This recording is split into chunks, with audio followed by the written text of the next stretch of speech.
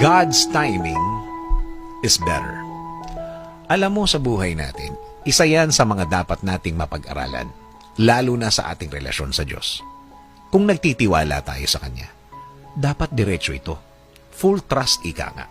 Buong buo at walang bawas. Hindi pwedeng may tiwala ka sa Kanya sa ibang bagay, pero sa iba, wala. O kaya, sa Kanya ang iba, yung iba sa iyo. Hindi ganun yun. At kahit kailan, hindi mag-work yun.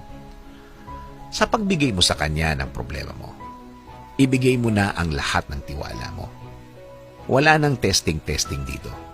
Dahil hindi mo naman alam talaga kung paano gagawin ng Diyos yun. Believe me, hindi mo maiintindihan. That is God's way. It's not your way. Plano niya, hindi plano mo. Timing niya, hindi timing mo.